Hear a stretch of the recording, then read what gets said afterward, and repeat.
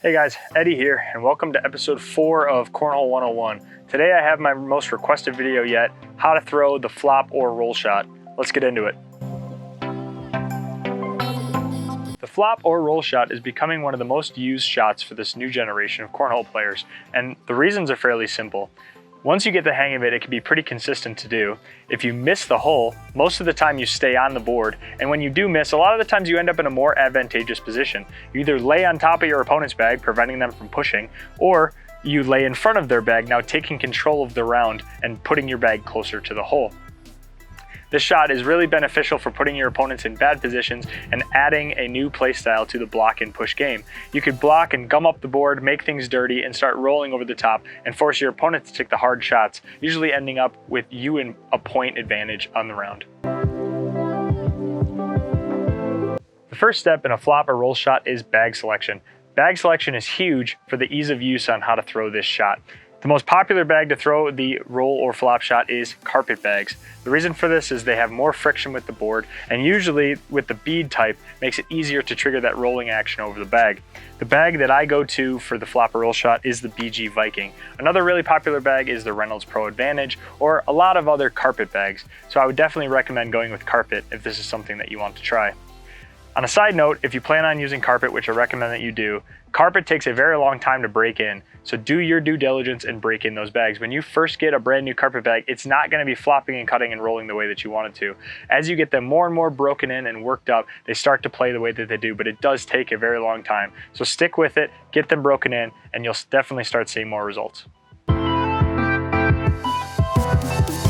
When it comes to grip, this is the most subjective part of throwing the flop or roll shot. Most players do what we call a butterfly grip, which is when you settle the beads into your hand and pull with your thumb from the top, making a tight hold, building butterfly wings with the top of the bag. People say this is the easiest way to get the bag backloaded, which is the most important for throwing the shot, which we'll get into later. I personally just do a 50-50 grip where I have my fingers halfway under the bag and I have a nice handhold. I find this the easiest to get myself into the position needed to release it and throw it with a backload and roll the bag. But definitely try out all the different types of grip, whether it's a halfway pull, full butterfly, 50-50, and find the grip that works for you to get the release the way that it needs to be.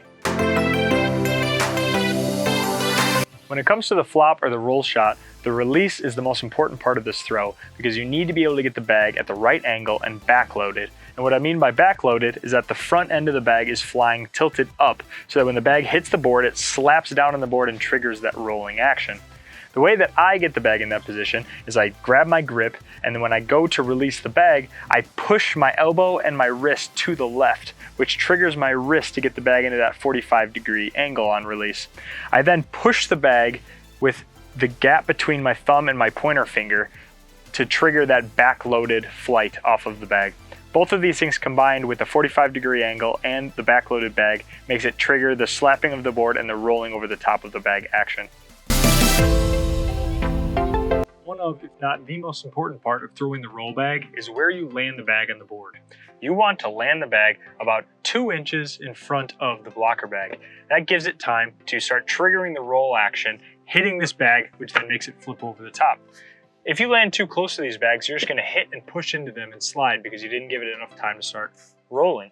If you're going to land too far back, it'll come up on its edge, but because it has nothing to make contact to, it'll end up coming back down and then sliding into the bag.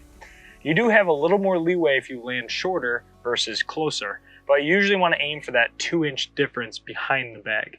It's one of the hardest things to learn when you're throwing the roll bag is how far to throw it depending on where that blocker is. So that's something you really want to practice, is getting used to that distance to throw it if you really want to have a successful roll shot.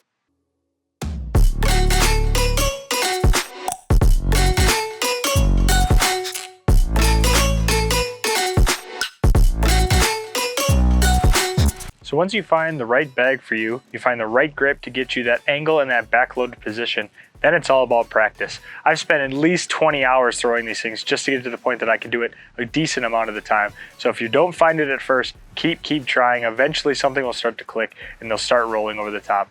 In my opinion, it's one of the funnest shots to throw in cornhole. It adds a lot to the game and lets you play a block and roll style that you couldn't do with a lot of other bags. I've really started to enjoy throwing carpet since I've learned how to throw this shot, and I'm going to continue to throw it as I keep playing cornhole more. Thanks for stopping by for another episode of Cornhole 101. If you like this stuff, please like, comment, and subscribe, and we'll catch you guys in the next lesson. See you guys.